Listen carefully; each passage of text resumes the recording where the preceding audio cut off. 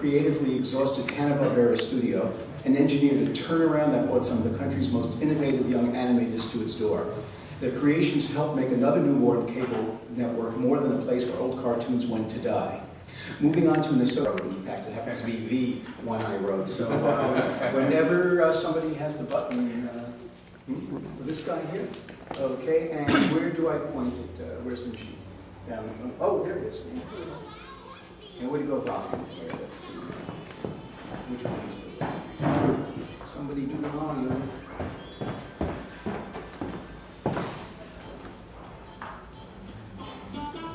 Wubbzy the star.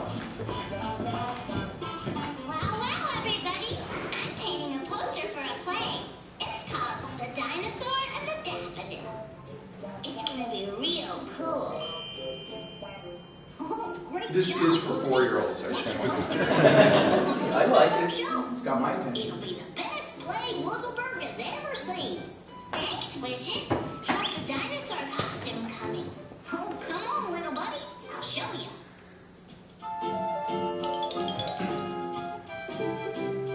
Check this out. You push this here button, and the tail flaps. Is that cool or what? Now, look here. Push this button, and the eyes flash red. Wow, that's amazing. Yes, sirree. Whoever gets to play the dinosaur is gonna have a lot of fun wearing this suit. Gee, I wish I could play the dinosaur. Your attention, please. Tryouts for the play will begin immediately. Walt.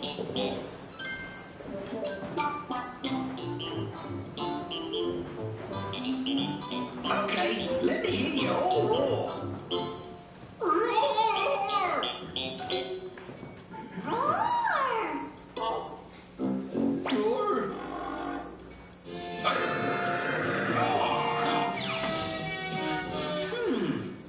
Very interesting. Wow, that looks easy. I bet I could do that. Does anyone else want to try out for the dinosaur? Okay, if that's it. Can I try, Walden? Certainly, Wubbzy. Go for it. I wish I could do that. Oh, what a lovely flower. And how sweet you smell. You'll be my friend forever. Can you speak up a little, Wubbzy? I can't hear you. Oh, okay. Oh, what a lovely flower. You have to speak louder, Wubbzy. Don't forget, they have to hear you all the way in the last row. Wow. Now, let me hear you roar. Roar? That's right. Well, how'd it go, little buddy? Not so good, Widget. My voice isn't loud enough. What? Favorite joke in the world. My voice isn't loud enough. No problemo.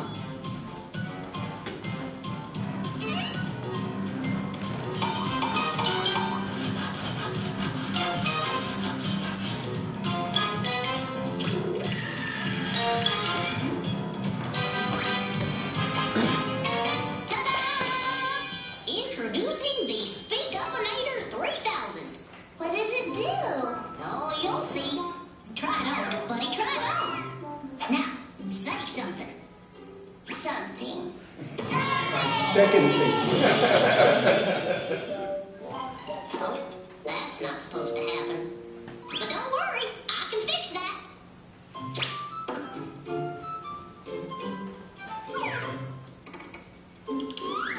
Now try it.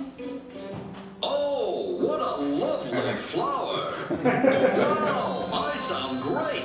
Thank you, Widget. Thank you, thank you, thank you.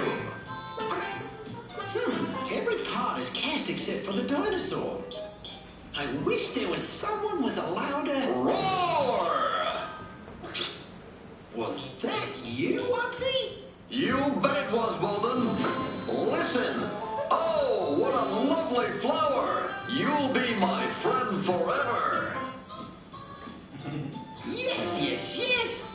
Wubbzy, you've got the part. You're my dinosaur. I am. Hooray! Oh, and nice hat.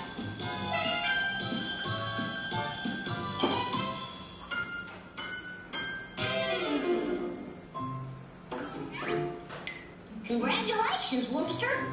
You're gonna be a great dinosaur. Thanks, Widget. I owe it all to you. Now, just sit down for a second while I adjust your feet. Okay.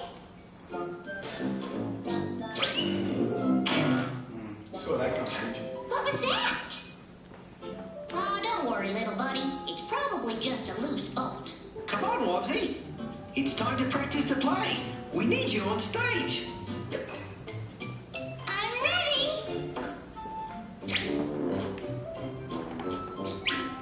Oops, can't forget my speak-upinator.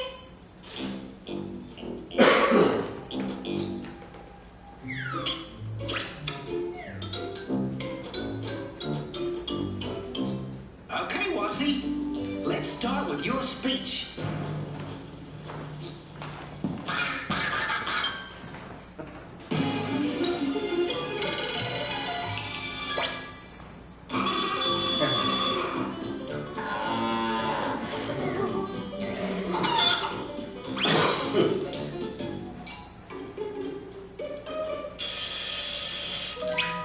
He's channeling Gerald McBoyne. Oh, no!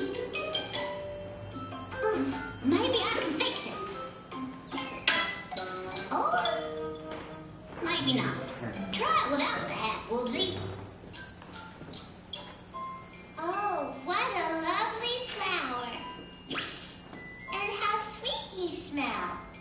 You'll be my friend. Oh, I give up. No matter how hard I try, nobody can hear me. What did he say? I don't know. I can't hear him.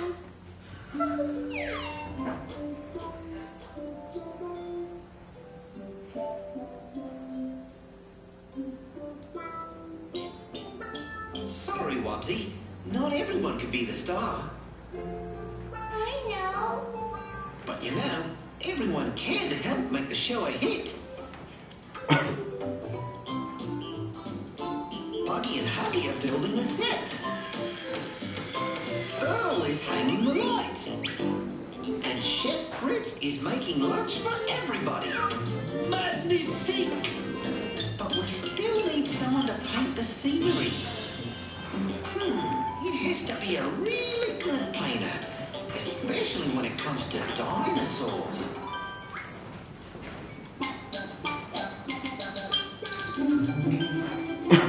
Wow, wow, wow. I can paint dinosaurs. Let me at it, Walden. You're gonna see flying flaposaurs and big-footed stomposaurs and long-tailed scaly silly-saurs.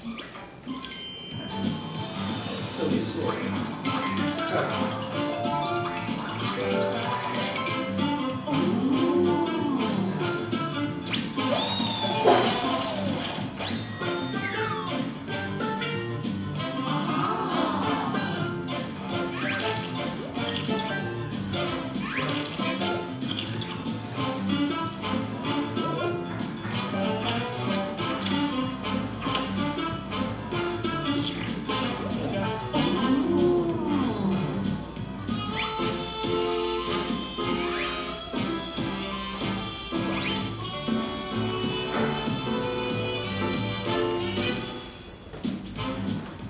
It's beautiful, Wubbzy.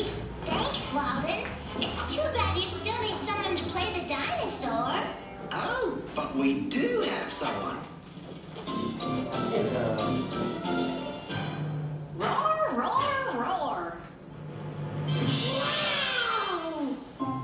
I guess that everybody is good at something.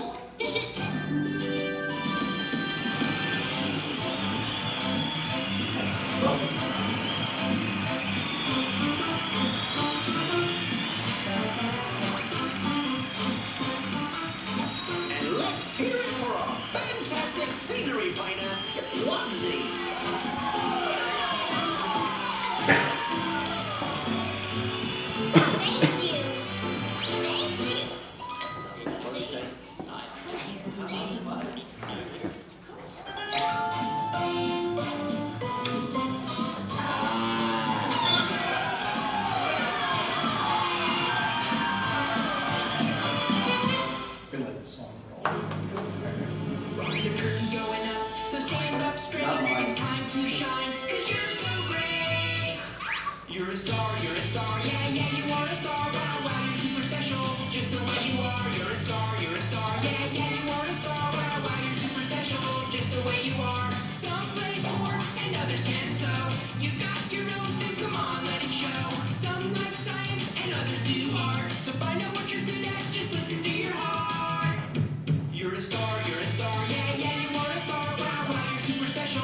just the way you are. You're a star, yeah, yeah, you are a star. Wow, wow, you're super special, just the way you are. Some can bake, some can sing, some are good in a boxing ring. Some can surf, some can skate, some can lift a lot of weight. 'Cause we're all good at something.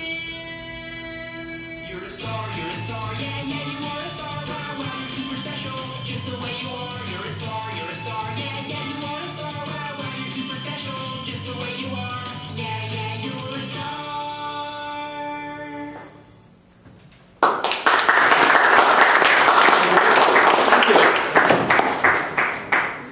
So, you know, since we're right here at Wubbzy, let's talk a little bit. How did this particular show come into existence?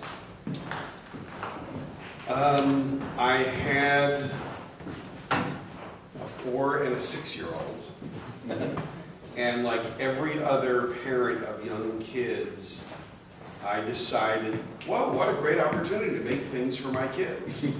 And honestly, I had pretty much at that point spent a career of avoiding preschool programming. Can I ask why that is? Yeah, I didn't understand it creatively. Anything that I saw that seemed to be popular, like Sesame Street and its ilk, I didn't particularly like or understand. It didn't seem to me like kids really liked it.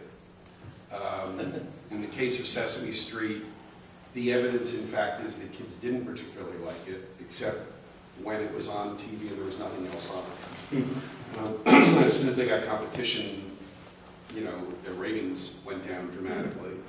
And then on the business side of things, it's really, really hard to make money with preschool programming because advertisers aren't interested in it at all. And so the income that can be made by the various entities is driven primarily by merchandising, and not everything does, even if it does well on television, not everything does well in merchandising. So it just seemed like a no-win situation to me. So I just stayed away. But having, you know, spent years then reading books to my kids every night, I started sort of amassing a point of view about what I thought was good and what wasn't. And I went to Nickelodeon, who I had, at that point, had a very long relationship with, going back to the early 80s. And I said, you know, you're having a hard time financially right now. You don't have a lot of money for preschool programming. If I could go and raise the money, could I do a show with you? And they said, yeah, we'd really like to do something with you. And I said, look, I'm not interested in any of that stuff that is good for kids. I don't want to do anything that's good for kids. And then, why not? I said, well, I don't want to do anything that's bad for kids, but I don't understand all this curriculum stuff and developmental things. I just don't understand it. And, you know, to be really honest with you, I don't want to understand it. I'm in the comedy business, I'm in the entertainment business, and if I'm willing to pay for it, and I can figure out a way with you that you feel creatively engaged with it, because one of the issues is actually literally hundreds of people a year come to Nickelodeon, Cartoon Network, Disney, with pre-produced shows that are already done, many of them, you know, actually pretty good, and they say, here, please run them for free. Because if you're on Nickelodeon, or you're on Cartoon Network, or you're on Disney, that amount of exposure gives you leverage with toy and merchandising manufacturers and retailers, and they're more likely to make and carry your products. So Nickelodeon doesn't like that at all. They don't like taking shows that are already done. They really want to have a creative imprint on the stuff. I said, if I can figure out a way to do that, and they said, well, how would you do that? I said, what if I gave you a choice of 50 properties already developed? And they went, well, how are you going to do that? I said, oh, well, I'm starting a book line, and I'll develop it with animators instead of with book people. And they'll all be developed, and you'll go, oh, great, you know, where's your book line with? I said, I just made that up. But I guarantee you that by the time we have a deal cut, I'll have a deal for the 50 books. So I had a partner, a woman named Susan Miller, and we went out to the various book publishers, and we gave them a proposition that I didn't think they could refuse, and all of them refused it except for one, Random House. And we started developing the books, and I brought in, actually I don't think we ever got past about 30 or so, 35 books. Brought them to Nickelodeon, and it came down to Wow Wow Wubbzy and one other, and eventually they picked Wow Wow Wubbzy. And the irony was that Random House had no interest in Wow Wow Wubbzy. They didn't think it was, for whatever reason, right? So we developed the show with Nickelodeon. Susan and I went out and secured financing partners to do it, and we made the show. Make it sound easy. Susan and I had our first lunch together, meeting each other in March of 2003, sorry. So it is that 9 years ago this month. The show went on the air, I feel like 2007. So it wasn't that easy. Yeah. And we've done 2 seasons, and I think we've been out of production for 2 seasons. And we're just about to start a 3rd season because it took us that long to secure the financing for the 3rd season. So it's sort of easy, you know, but not that easy. Okay. Right? You just make it sound easy. Yeah. I've been very lucky that a lot of the pieces are in place that when I want to do something, it doesn't happen, but I'm within 6 degrees of the steps of maybe kind of sort of being able to almost make it happen. And then you go And then, by the way, when it happens, it looked easy. Yeah, exactly. That's art, making the hard stuff look easy. Exactly. Okay, well, then let's go back a little bit in the Wayback Machine and the beginning of Fred Seibert's illustrious career. Okay. Which part? Well, I remember you said like in college you were involved with music to one degree or another. Yeah, I had a rock band. You know, I'm 60 years old, and so I was 12 years old when the Beatles came to America in February of '64. And without knowing it, my life took a 180-degree turn because I was a son of 2 pharmacists who had a drugstore, and I had an extended family of all various kinds of scientists, biochemists, chemists, neurosurgeons, various kinds of doctors, pharmacists. My grandfather was a pharmacist and medical inventor, and I knew I was going to be a chemist. I was a chemistry fanatic. You know, I was, you know, a math science kid, you know, AP, blah, blah, blah, blah, and I went to college for chemistry. And 6 weeks in, I looked at my lab mate in zoology, and I said, you know, the Beatles are more important to me than this. And I walked out, and I never went back. And another old man. No, I'm sorry. And so that's really how I started, because when the Beatles came out, like every other kid, I went out and convinced my parents to buy me a beat-up acoustic guitar, and I started teaching myself how to play it, and I started a rock band, and I had a succession of rock bands all through high school. And once I decided to give up chemistry and pharmacy as a career path, I had to figure out, so I started working college radio. Here we go. And I went to Columbia uptown here, and they have a FM radio station. And I was really interested in sort of all the behind the scenes activity in the music biz and the record biz. So I was interested in how does the music get from the brain of the artist like into my hand on a 45 RPM single. And so I started. A few of you remember what that was. And I started, you know, trying to figure out and learn all that. You know, it was not the days of the internet.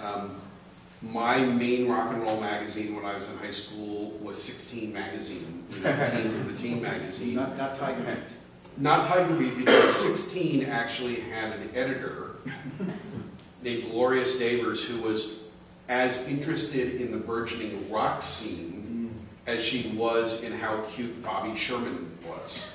And so she had a column in every issue that actually talked about not the pop singers, but rock bands. You know, so that's the first time I heard about the Turtles. But it's also the first time I heard about the Mothers of Invention, and you know that. You know. But that's how you got your information out of things like 16 Magazine.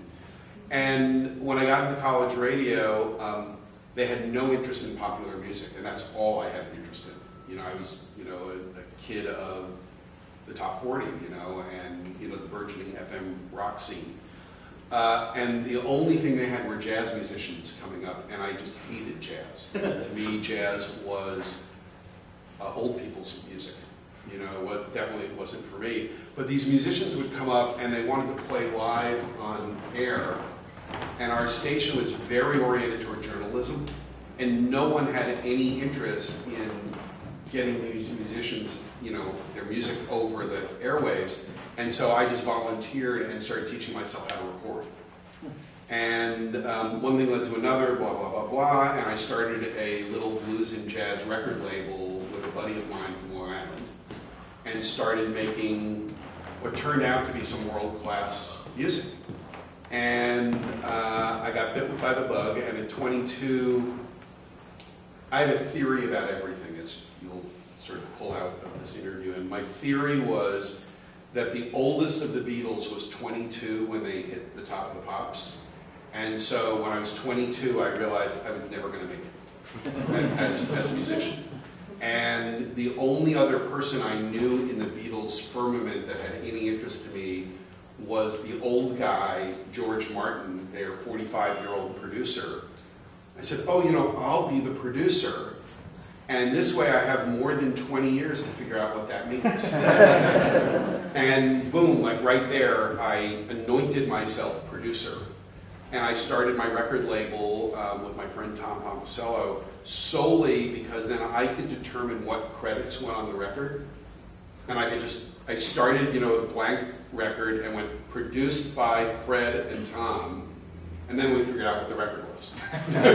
What was the name of the label? It was called, fittingly and prophetically, Oblivion Records.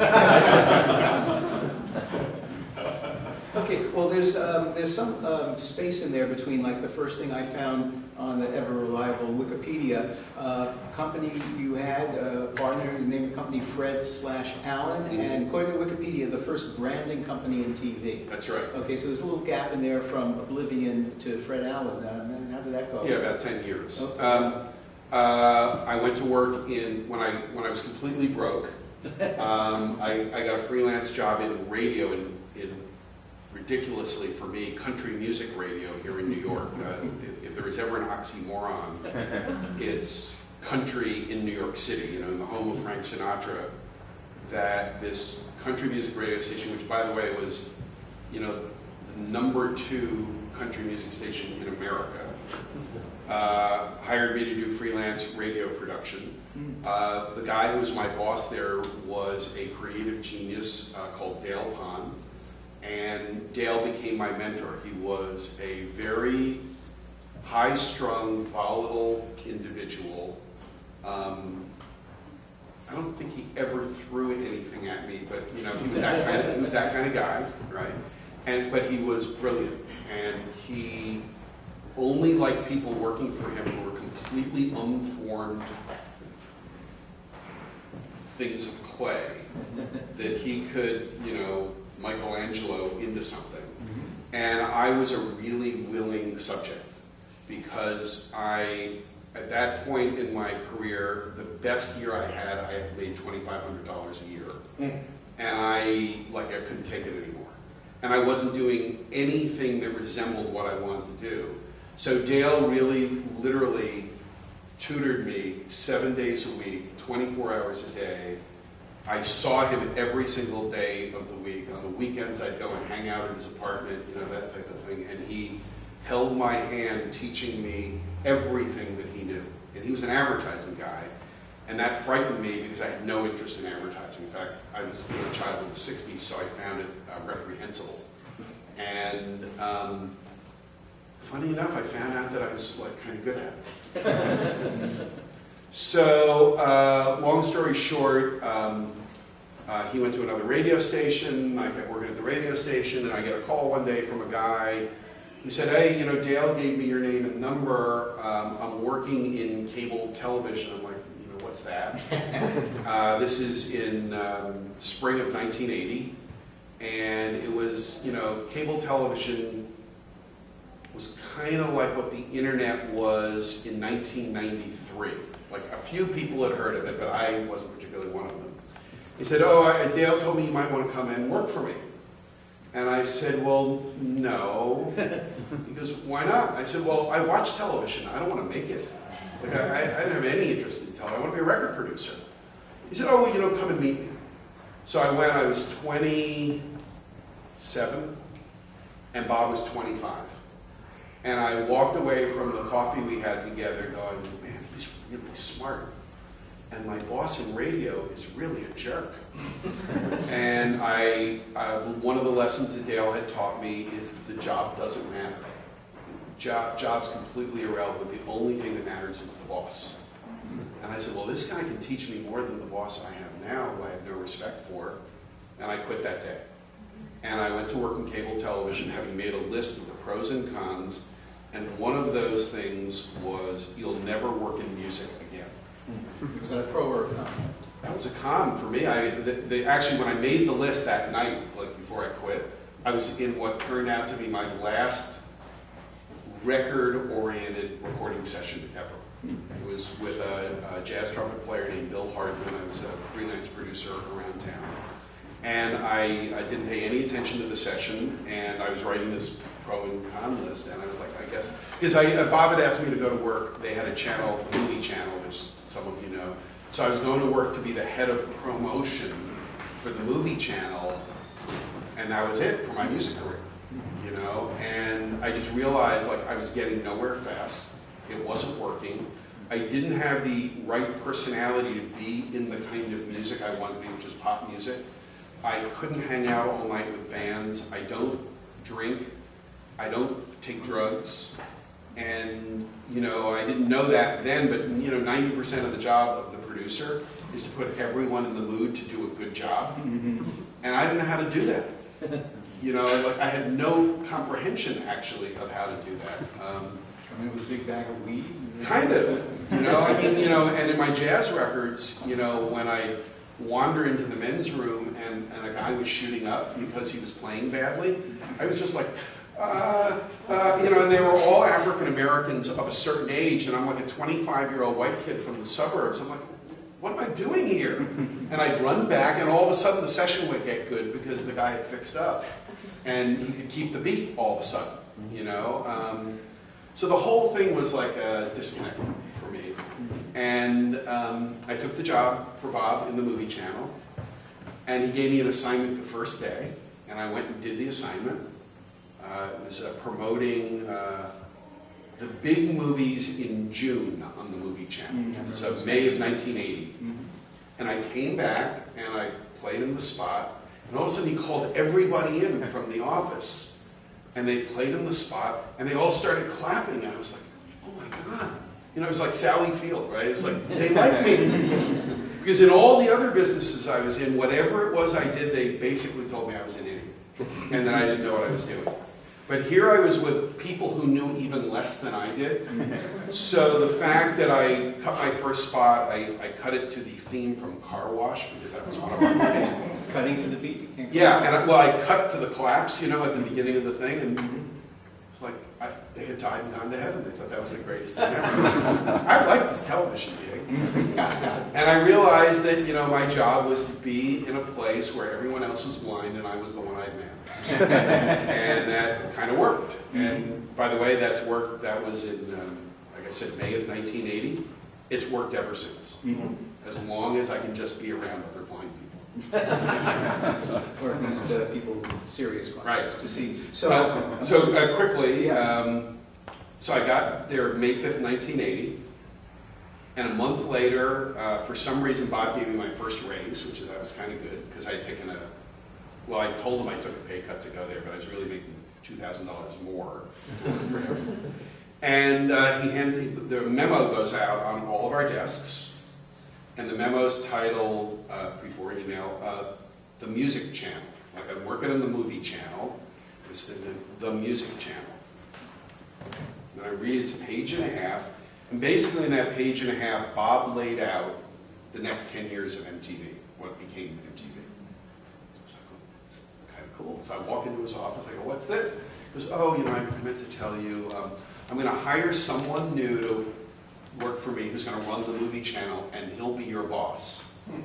And then I'm going to be doing this music thing. So I remember that Dale had told me, like, you know, you go to work for the boss, not the job.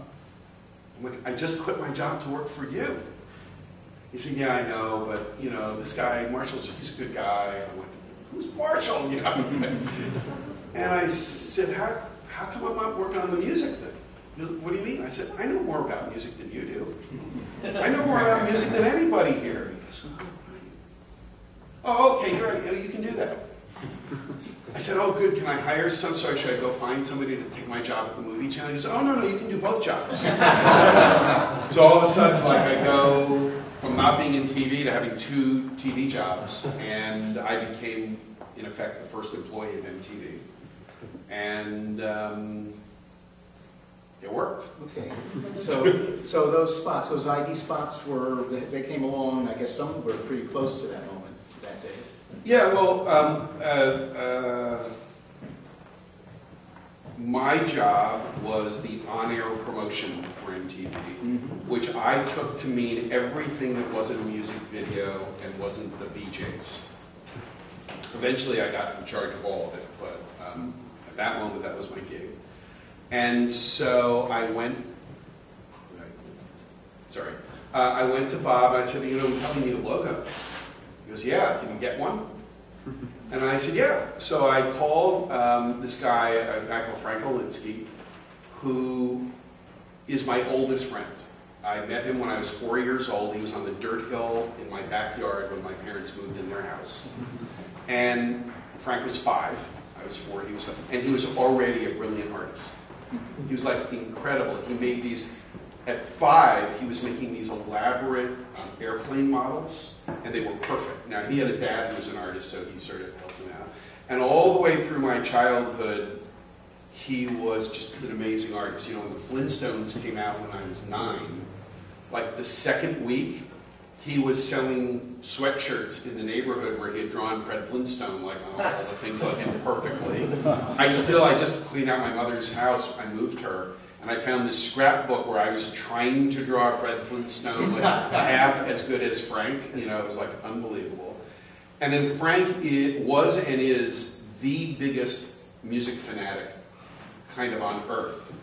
And because he's a year ahead of me, he's the guy who introduced me to every band, whether it was the Monkees, you know, or the Lovin' Spoonful, or eventually the Who and the Mothers of Invention. He was the guy. And so when this music thing came up, I'm like, Frank had just started a little studio. He had done a couple of record covers for me for my indie label, you know, that I had. So I called Frank, I'm like, oh, great news, I have a gig for you. And in typical Frank or typical Fred, depending on how you look at it, neither of us talked about, like, what do you get paid, you know, like how much or anything like that. I go down, I have the meeting with him. He had 2 partners, Pat Gorman and Patty Rogoff. The company's called Manhattan Design. They were behind a Tai Chi studio above Bigelow's over on 6th Avenue. And they started designing logos for this unnamed channel. And for a year, they designed logos. And about 9 months in, we named the channel MTV, and they started trying to retrofit everything and all that. And eventually they came up with what is, you know, now the MTV logo. Very controversial. My company killed it. After we approved it, they killed it. And we got it back, like, literally, like 4 weeks before we went on the air, and we had to do animation in 4 weeks. So I didn't know anything about animation. I didn't even know that we needed to do animation, but Pittman came into my office one day. Okay, Pittman, Bob? Bob Pittman, sorry, my boss. Okay. Right? The 25-year-old who hired me, right? Gotcha. That guy. Okay. So he comes in, and I go, so what are we gonna do things like jingles or anything like that? And he was a big classic rock, kind of guy. Top 40 junk, I said, what are we gonna do? He said, well, how about this? There's like an animated cow, and there's like hard rock playing, and all of a sudden a big axe comes and cuts the cow's head off. And the head falls off and the blood is coming out and all that, and the cow vomits, and in the vomit is the logo. Sure. Why not? So he was much crazier than I am.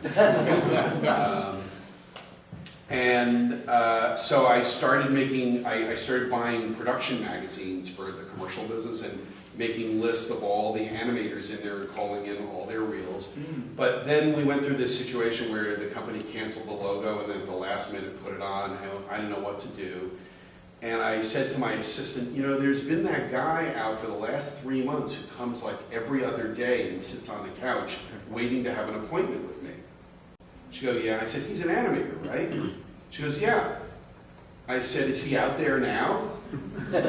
And she said, no, he's at lunch. But this is really like the total truth. He'll be back soon. He'll be back like after lunch. I said, well, did he leave? Has he left a reel? She said, oh yeah, he's left like 20 of them. So she brings the reel in, we put it in, and it's a lot of claymation. And I just had a big fight with Bob when we were talking about, what the look of MTV could be. And he said, well, I think it should look like Star Wars. Now, this is 1980, Star Wars is 1977, and that look in commercials was really popular, the star fields. And I went, we don't want to do that. He goes, why not? I go, it's very 1977. We're like a rock station. We got to be ahead. And he goes, Fred, he's from Mississippi. And he goes, Fred, you're like just a New Yorker. You're like a snotty New Yorker and stuff. In the rest of America, it is 1977. So what do you want it to be if you don't want it to be Star Wars? I want it to be Gumby, I said. I was just thinking of like the most opposite thing that I could. He goes, what? And I said, well, here's the deal. We have no money. And the most out-of-work animators are claymation people. Nobody wants them. Their technique is like way out of date. They'll be the cheapest. Oh, okay. And then all of a sudden this guy Peter, his reel shows up, it's claymation. I'm like, oh, perfect. Peter who? Oh, his name is Peter Rosenthal, and he was partnered with a guy called Steve Oakes. And they had a company called Broadcast Arts. Not far from here. No, yeah. Across Houston. Yeah. No, at the time they were in Washington, D.C. They moved to New York because of us, actually, because of our cliency. And it was good work. It was actually really good work. Steve is a brilliant guy. Until recently, he owned Curious Pictures down the street from here. And was a creative director there. So Peter comes in after lunch. He finally has a meeting. This is literally 3 months he waited on the couch, right? And I said, Peter, it's July. I need stuff like in the can by the end of July for the beginning of August. He goes, yeah, we can do it. And I said, 10-second pieces. Yeah, we can do it. I said, $5,000. He goes, yeah, we can do it. He was just saying yes to anything. It sounds like going to the book publisher with the 50. Yeah, exactly.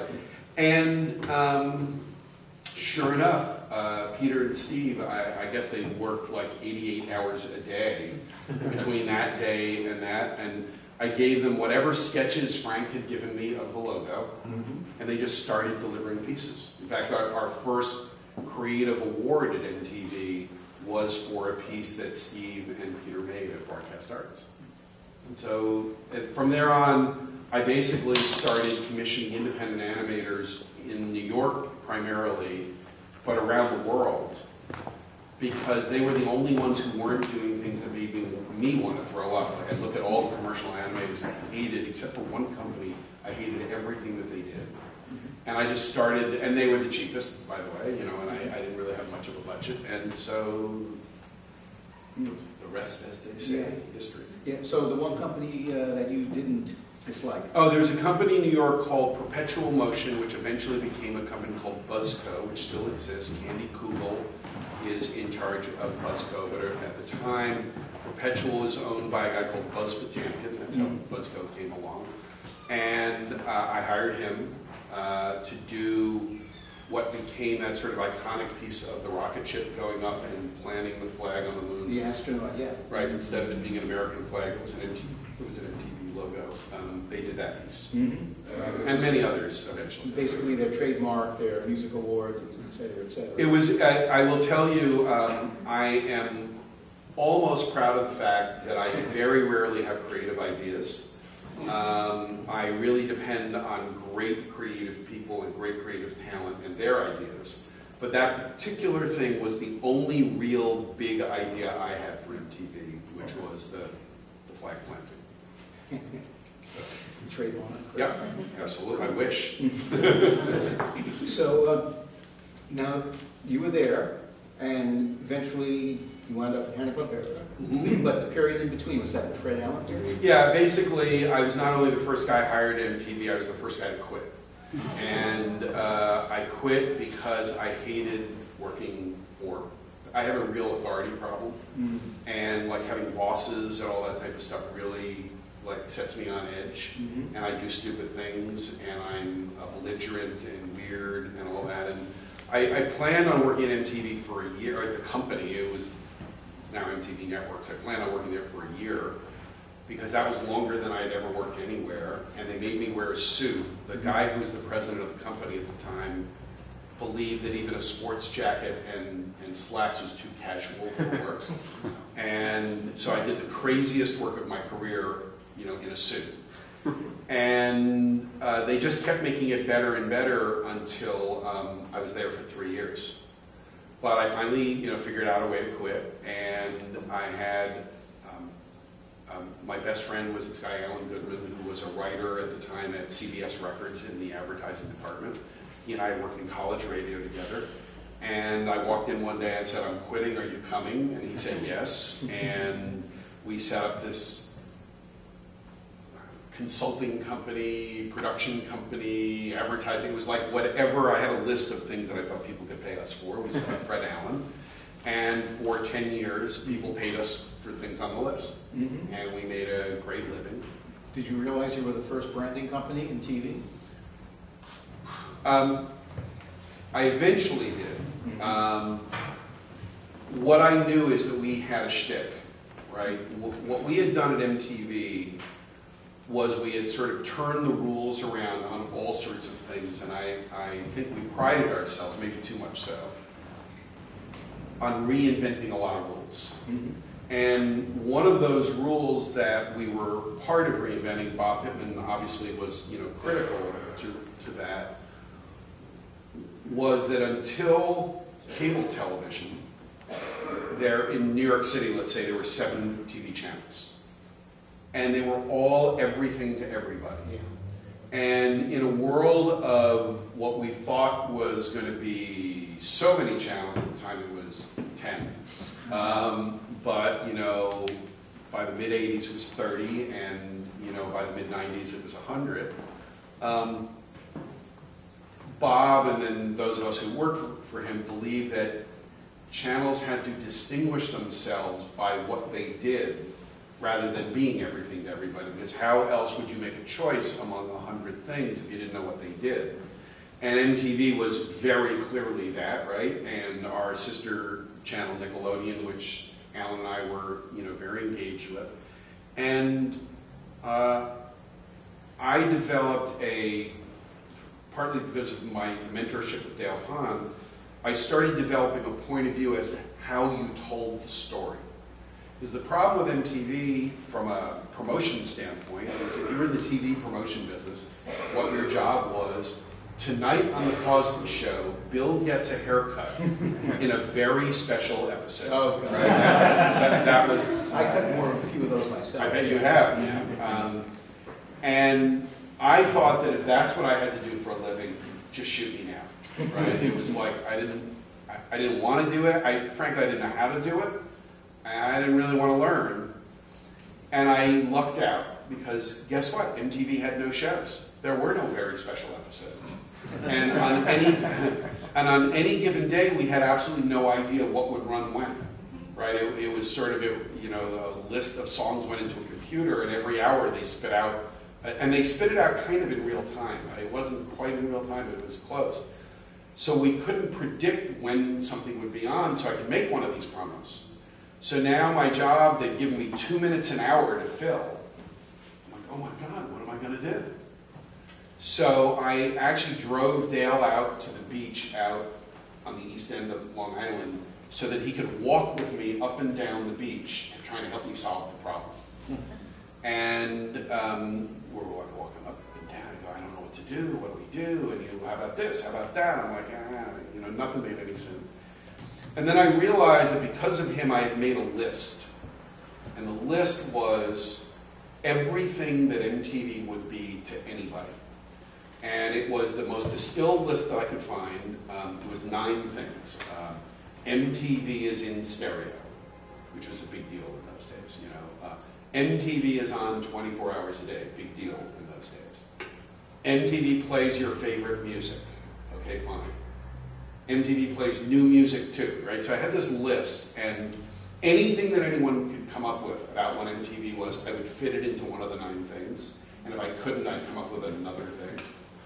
And I realized I had this list, and I looked at Dale, I said, what if we made the promos about the list?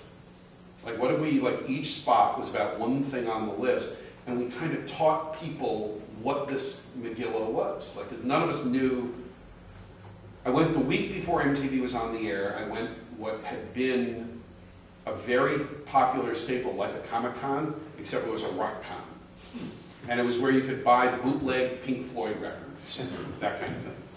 So I go there the week before with a camera crew, figuring, I'll interview all sorts of people about, rock on television and all that, and I'll make promos out of that since we didn't have anything else to write about it. And I went and, these stoners would line up in front of the camera, and I explained to them what MTV was, and I, turned the camera on.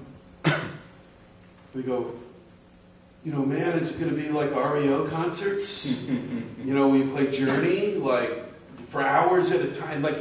No matter what I explained, they didn't understand it. Because, who knew? I mean, most of them know what a rock video was. We barely knew what they were. And the idea that it was going to be on a loop and playing, it was like Mars. And I realized when I was sitting with Dale that if I told the story through these 9 things, and I figured out the craziest way to tell the stories, creatively, people would think we were cool, and they would know what we did for a living. So ultimately, what that started doing is telling people not the story of the programming we played, but of who we were. We were like a giant clubhouse for all of the disenfranchised young people in the world who thought that television was for old people. And we eventually went and did that with Nickelodeon too. We brought Nickelodeon from being the lowest rated basic cable service to the highest rated basic cable service in 6 months, where they remained for the last 30 years until last September. And when I worked for Nickelodeon, doing it for Nickelodeon, I had already quit and set up Fred Allen. And so we were doing it as a freelance gig. And I hired a guy to come and work for us who had worked at an advertising agency. And I told him what we did. He said, you do branding. I go, what do you mean? He said, well, in advertising, that's what we call this. It's branding. What do you call it? I said, I call it making the logo the star. Right? That's what I figure my living is. I take this logo and I make it the star, because we didn't own any programming. And he said, yeah, well, that's called branding. So I go into a meeting next week at MTV, and I start going, well, your brand, will your brand, will your brand? They go, what's that? I said, well, that's what we are. That's what we stand for. That's what we believe in. That's why advertisers pay us more money. They went, and all of a sudden, in all the meetings, everybody starts talking about branding.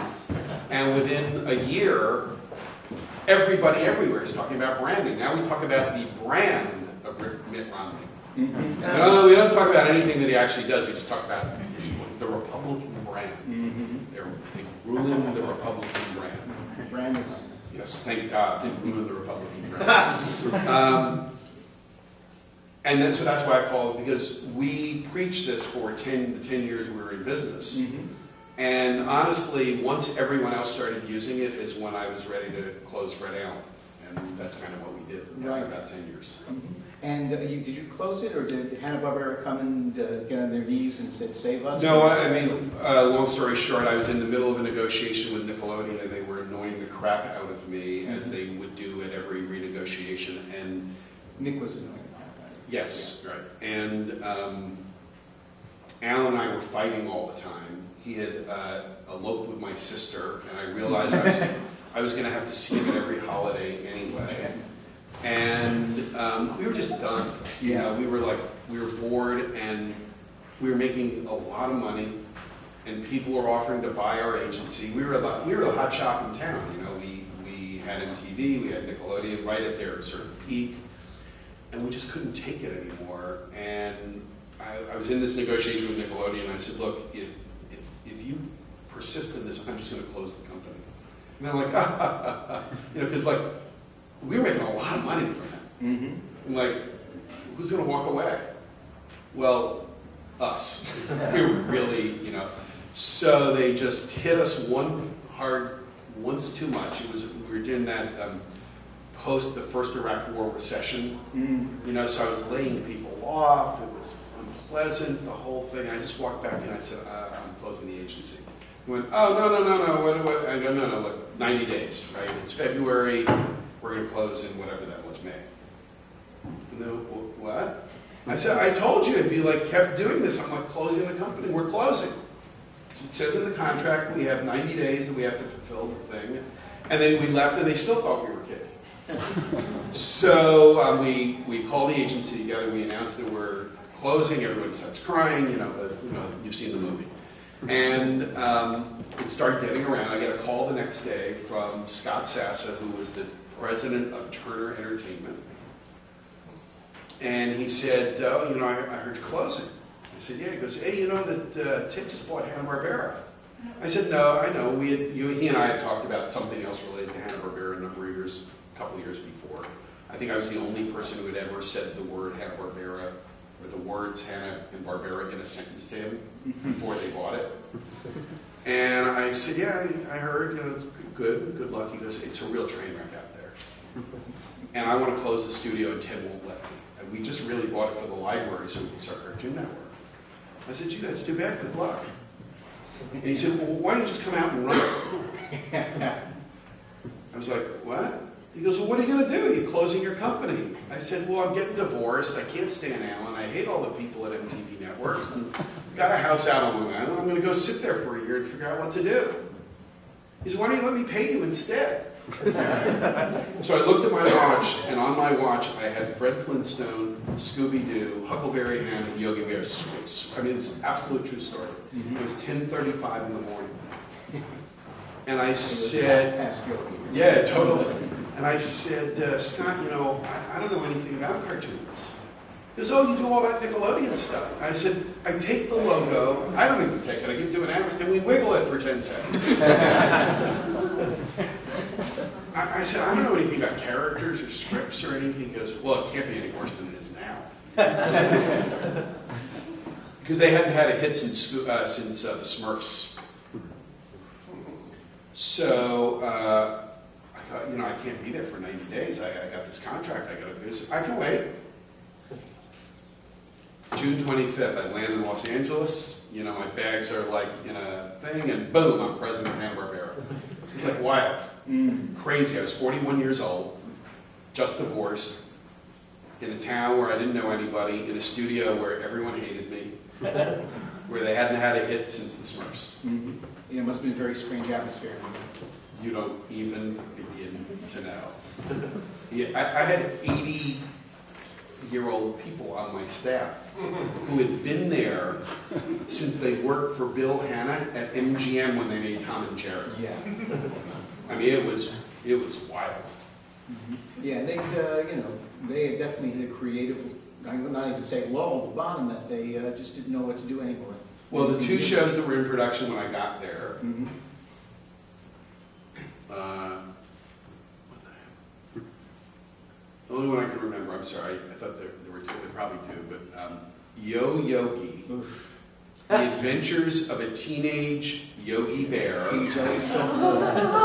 mall. Yeah, right, they exactly. paved over Jellystone Park and turned it into a mall. That's, and the Addams Family, the animated version of the Raoul Julia Addams Family movie. It was nuts. Yeah. That's what was in production when I got there. Yeah.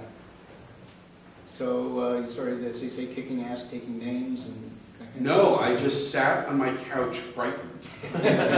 They ushered me into this giant Hollywood office that had been Bill Hanna's office. When they built the building, Bill got a giant office and Joe across the hall got a giant office. And Bill didn't like the giant office anymore, so he was in this little, they were 82 years old. They had essentially been put out to pasture on a consulting contract. But they came in every day. And Bill was in this little penthouse office, somewhere. And Joe was across the hall growling that he wasn't running the studio anymore. And I'm in this giant office where the desk was so big you could have fit a family of 4 on the desk. Arlen has seen the desk. It was custom built for Bill. And I was so scared, I just went to sit on the couch and never left the couch for 6 months. I didn't even go to be at the desk. And it was at least 18 months before I wasn't frightened every hour. Then I just became frightened every day. Well, apart from being frightened, what did you do those first 18 months? I just talked to anybody who could help or who could tell me something because I didn't know anything. And I took pitches from people who made me certain that I had made a horrible mistake. What's the worst pitch you took? I love these stories. Well, I'll tell you the one I remember was the first one because it was a guy, I'm 60 now, so he was probably 50, right? But he looked like a horrendously old man. and he had been writing cartoons forever. I was going to say, cartoons will do that to you. Yeah, exactly. Interesting, ultimately I think cartoons are the business that keep people the youngest. Whenever you read an obit for somebody that was in the animation business, they're always 704. Yeah. They're always really old. So I think it actually keeps you kind of young. So the guy comes in and he's, okay, Fred, I got a cartoon show for you. He goes, okay, fine. Imagine a pig. Okay, I can do that. And he works in a post office. But he's really a superhero. After the pitch, I called the woman who is now my wife, and I said, I really need to take you out tonight. And she said, what's going on? I said, I just need you to do everything to me. This is, what am I doing here? It's insane. And it was like that every day, with people with these things. And, by the way, 20 years later, I had one today. It's like this every day, in the cartoon business. Everybody thinks they can make a cartoon, and they come up with pigs in the post office who are really superheroes. Make him a dog who's a janitor knows kung fu. Exactly. So you were there, and when did you have the cartoon brainstorm? It was never cartoon while I was there. That came after me. Oh, sorry. No, it's okay. It was, I just don't want to take credit for something I didn't do. I actually had it before I got to Hanna-Barbera. In the late 80s, when I was a consultant to Nickelodeon, mainly for marketing and branding and that type of stuff, the then head of programming, Debbie Beasy, who eventually became the president of Oxygen, and the then head of business development, a woman named Ann Sweeney, who is now the president of Disney and ABC, took me out to breakfast at the Paramount Hotel, and they said, we think we have to start doing original animation. Their highest rated, consistent show on Nickelodeon in in those days was Danger Mouse, the great English cartoon channel, right? Yeah. Yep. And they said, it's getting so expensive to buy programs, we think that the cost of making our own and the cost of licensing them are pretty much equal, and at the end of the day, we'll own, the ones we make. And I said, oh, gee, that's really nice. I said, what do we do? And I said, why are you asking me? They said, well, you're our consultant. And I said, for promos, I'm your consultant, And they said, yeah, but you do our animation. And I said to her what I said to Scott a few years later, we take the logos, we wiggle them for 10 seconds. But, that doesn't have anything to do with cartoons. Yeah, but you're the only one we know. What do we do? So, in what has now, you'll notice, become a pattern, I just started making stuff up. And I said, well, the way I understand they did Looney Tunes is they didn't do it like you guys do it, where what Joe Barbera does now, and I didn't know he had been put out to pasture then, but that's what, is they develop a bunch of shows on boards, like presentation boards, and they come up with what they think the stories are. And Joe brings in the presentation board for the network, and he does Joe is the most unbelievable pitchman ever on earth. He was, like, till the day he died, he could really sell the knickers off his grandmother. He was unbelievable. And he pitches it, and if they say yes, they go, we can't make you a pilot, it's too expensive, so you just have to buy 13 of them. Okay, I said, well, the way I understood they did it back in the day is they'd make a 6-minute short cartoon, and they put it in the theaters, and if people liked it, like, they made another one. They didn't just order 100 of them or something, they make another one, and then if they like that, they make another one, and they keep making them until either people didn't like it anymore. Screwball Squirrel by Tex Avery would be an example where they made 6 of them, then they didn't make any more. Or they make hundreds of Tom and Jerry's or hundreds of Bugs Bunnies because people like them. I said, why don't you do that? They went, pilots, we could make. I said, no, they didn't make pilots. They made a cartoon, they put it on the air, and they said, boy, what a great idea, making pilots. We think that's, no. And they said, well, how do we do that? I go, I don't know how to make a cartoon. And they went, will you help us? And I went, oh, sure, I'll get, whatever. So I get back to the office, they call me up, and the head of production calls me up and says, I'll send you a deal memo right away. And they send me the deal memo, and it was 10 points on the deal memo. And the first one was, if we don't like you anymore, we can fire you from the show. So I call the guy up, and I go, so I got the deal memo. He goes, great, we want you to make a cartoon for us and all that. I said, is this real? He goes, what do you mean? I said, well, the first thing is, I come up with the show, and I bring it to you, and we start working on it. If you don't like me, you can fire me. He goes, yeah.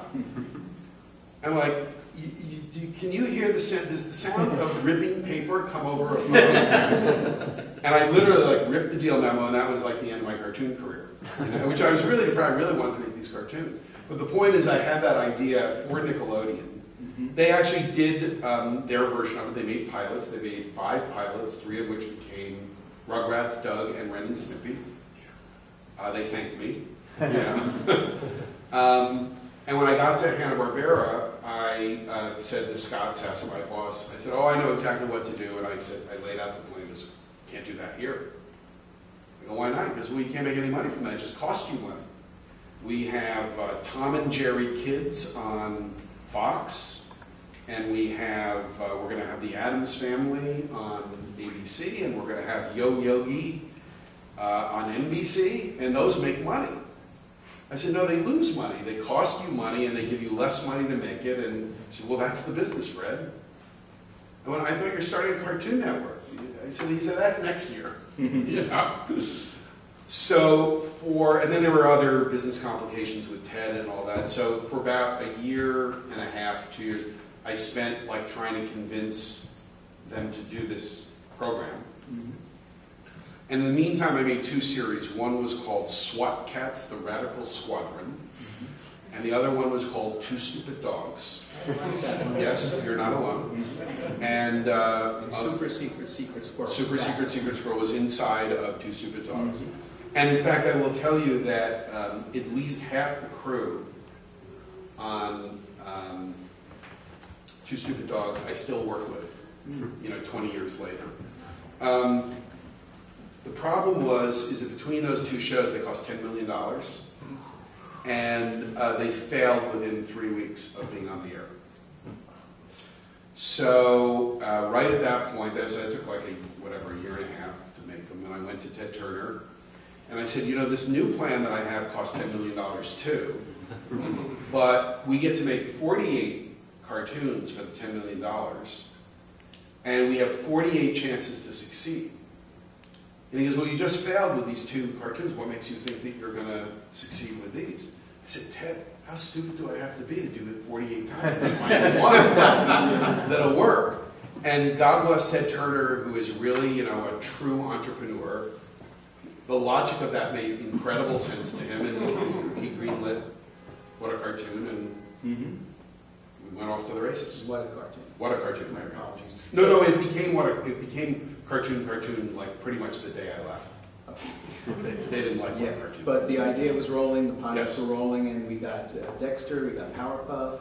We had 7 series out of it. We got Dexter, Powerpuff, Cow and Chicken, I Am Weasel, Johnny Bravo, Courage the Cowardly Dog, the actual What a Cartoon half-hour anthology show. I don't know, is that 7, 6, 7, something like that. Those. Right. Yeah, it was awesome. So now you got something rocking here. So this is like basically the original backbone of Cartoon Network. Everything else was just out of Ted's library. Yes, absolutely. And now you can't see those old Warner Brothers, those old MGMs. You have to go buy the DVDs now to see those. Well, it's an interesting thing. Exposure of material. When you put material, you know how when you put like raw hamburger like out in the air, it changes it. Yeah. When you expose material, it changes it. Yeah. And for those of us, I'm assuming that everyone here likes cartoons a lot, and we were really, really happy when Ted started dusting off the library and putting it out there. And he had a brilliant programmer who's still there called Mike Lazo, who did all that. And a really interesting thing happened. These cartoons that were made for a wide audience of adults, when put on the air 24 hours a day, 7 days a week, everyone watched so much of them that they got so sick of them that only 3- and 4-year-olds liked them. Had been exposed. And if you put them on in a little burst on TV today, they'll do really well. And then like a week later, like 3-year-olds are watching them. Because I guess because they watch them when they're 3, by the time they're 6, they've seen them all. Exactly. And they're kind of done. And they want new stuff. Sure. And the second that those of us who were in the new stuff business started giving them new stuff, every audience of every generation of any kind of entertainment, doesn't matter if it's cartoons or movies or music or whatever, we all have this sixth sense of we recognize what's there for us and what's ours. And the second good new stuff came out, the audience said, oh, that's old stuff. And so even though everyone loves the old stuff and we all respect it as the greatest stuff ever made, we're kind of like, okay, next. Exactly. Okay, let me do a little That's kind of what tangent here. happened. Okay. Talking about next, new stuff. Yeah. Have you seen the new Looney Tunes show? Just curious about that. And what do you think of it? Okay. Please, you're speechless, huh? Well, if the Beatles came back together, I probably wouldn't like it either. Okay. Right? There's stuff, it belongs when it belongs. I hate to make fun of Arlen Schumer's favorite artist, but Bruce Springsteen should hang it up. It's done. Done. The speech he gave today at South by Southwest is one of the greatest American speeches ever given. Then he should give speeches for a living instead of singing. Hey, You know, there are. I'll see you outside. Okay, good. Meet you up after. I just think everything has its moment. Look, I'm a huge jazz fanatic. I'm sorry, it's over. It's like classical music, you know, it's done, it's been done. Yeah. Right? I mean, I'm really thrilled when my son on his saxophone is learning to play Ornithology by Charlie Parker. But then I'll go listen to Ornithology by Charlie Parker. Yeah. I mean, you know, come on. And that's kind of how I feel about the Nickelodeon. I understand why they did. Look, I remade Secret Squirrel. You know? At least Secret Squirrel wasn't too good the first time around, so we got a chance to improve. Yeah. Right. Okay. No, I only ask because personally I enjoy the show. I think it's the first fresh thing they've done with the characters in a long time, I suppose. I think there's a lot of fresh stuff in it. Yeah. I will tell you, the people who are making it did it with great sincerity, and they really worked really, really hard to inject themselves into it, which I think is all you can ask of any artist doing anything. I'm just done. That's cool. You know, yeah. I would love it to be better than that. I mean, better than like overprint what I just said. I just think that they're good compared to what they usually are when they remake stuff. Right, yeah, because it's really, I was going to say, the first fresh take I've seen as opposed to trying to redo the theatrical shorts. Well, I thought that Tiny Toon Adventures and, you know, to some degree Animaniacs, which neither of which is particularly my cup of tea, but I thought that they were a fresh take, you know, and they did the same things. You know, again, not my particular cup of tea, but I really respected them a lot. Okay. See, now those I thought were rehashes of the classic stuff. I think there were some bits in there that were rehashes, but I thought it was authentic. Let's put it that way. You know, I didn't watch them. So. Busy making new stuff. Trying, right? Exactly. Okay, so let's get back into the timeline. So we have you doing What a Cartoon/Cartoon, and priming the pump at Cartoon Network, and so that must have been, you know, a gratifying experience. It was unbelievable. I mean, it was really like one of the greatest times of my life. Partly because I didn't know what I was doing, and I didn't really know too much about cartoons, and I pretty much gave a speech the first week that I was at Hanna-Barbera saying I didn't know anything about cartoons, and you know, half the studio was like, "Oh my God, who is this guy?" And they were even more frightened when I said, "I'm going to depend on you to show me what to do." And this studio, which had been run in an incredibly paternalistic manner by Joe and Bill over the years, where nobody did anything without being explicitly told to do it by Joe or Bill or their minions. The idea that like Saddam Hussein had been like tossed over and there was democracy like just freaked everybody out. And it was tough there for a while. But when I opened the doors and there was this incredibly talented artist that no one knew what to do with. He, I think everyone knew at the time that he was gay, which, you know, in a paternalistic culture like Hanna-Barbera, that was like, you know, weird. He was young. Hanna-Barbera is the only place I've ever been where being considered 40 was young and considered like the whippersnappers that you kick to the curb, and so he was in there. His drawing style was really kind of extreme and raw. And he was the first guy I gave a short to. And this man was? Oh, his name is Pat Ventura. Okay. And older director came in, older, he's probably 45, and he came into my office, and he looks at me, and kind of stares at me for a minute, and goes, "You weren't kidding." I said, "About what?" He said, "You said you want to do stuff with like original talent." I said, "Yeah." He goes, "You made a deal with Pat." I said, "Yeah." He goes, "You weren't kidding." And he like left my office. And the word started getting out that I wasn't kidding, that I really was looking for stuff. and that I was really looking for talent that had a point of view, and that I really wanted to make interesting stuff. They all thought I was like, you know,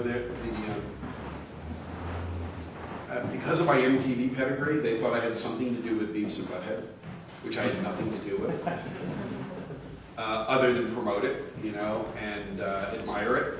It was really one of my favorite shows of the last 20 years. And they all thought, well, the first thing is in Hollywood, everyone thought Beavis and Butthead was one of the worst travesties ever to be perpetuated on the industry. Because the craft wasn't what they thought the craft should be. And to use a rock and roll analogy, it's kind of like the people who made Johnny Mathis and Patti Page records wondering what Elvis was. You know, like, it's not like in tune, and you know, there's not a conductor and an orchestra and background singers and all that type of stuff. And then the other thing they assumed is that what I'm, because they thought I was like Beavis and Butthead and Ren and Stimpy, which again I had nothing to do with, they thought I just wanted farts and everything. So, and when I hired Pat, they were certain that I had gone off like the complete deep end. But we put out a press release and we said, we're looking for new ideas. And my boss said, well, why are you doing this? I said, well, you know, it's an interesting thing about Hanna-Barbera. Everyone starts their career there, and everyone ends their career there. It's like when you're on your way up and you're on, but you know, it's in the middle that you're at your most potent creatively. And we got nobody in the middle. Because the people who are at their most potent creatively won't come near this lot. Because they know that it means either they're babies or they're dying. And I've got to get those people in the middle. And I put this thing out and I tell people I'm open for business. And the word's going to get around. And sure enough, by the time we were done with the project, 5,000 pitches had come in. And they were really, my rule for a pitch to this day is, you can't come in and say, I got a pig in a post office and he's a superhero. You got to storyboard out the film. And if you're a writer, you got to partner with an artist. And I got to see the board. And that's it. And that knocks out 99% of the people because most people can't do the board, right? And then of the people who can do the board, they were all, especially the people who were employed, were highly offended that I wanted them to do the board and I wasn't going to pay them. And I went, well, wasn't the first complaint you told me that the cartoon business steals all your ideas? And that if you come up with an idea, they own it, and like how unfair that is? And I went, yeah. I said, so you can have your idea. I won't have any rights to it at all. But if I pay you, it's like mine. Well, that's not fair. I'm like, okay, fine, don't do a board. So like a lot of the veterans, you know, they wouldn't pitch me a board because they were offended that I thought that they should work on their own time, you know, coming up with a thing. It was like in the live action business, that's kind of like taken for granted. You write a spec script, you go and you pitch it, it's yours. If they don't buy it, you bring it to the next studio. Again, the cartoon business wasn't like that. So it was getting 5,000 pitches over the years of full storyboards. It's pretty wild. A lot to wade through. No? It was, but you know, the deal was really simply after 40 years of cartoonists, animators being ignored. Is remember, in the system that I walked into, I had 45 artists on staff, and I had a dozen writers on staff. And the animators weren't allowed to pitch an idea. You know, Joe, it all starts with a written word. And so the lowest person on the totem pole in an animation production was the artist. But I had a meeting, Mike Lazo had called a little meeting like around Cartoon Network. He put together what he called the advisory board. And it was Joe Barbera, Bill Hanna, Fritz Freeling, Chuck Jones, and John Crispolucci. He must have gotten along good with those. John got along great with him, actually. Oh, okay. It was Chuck that didn't get along with anybody. Chuck just had his way of doing things, and his belief was that everyone else was wrong, and everyone knew that that's how Chuck felt.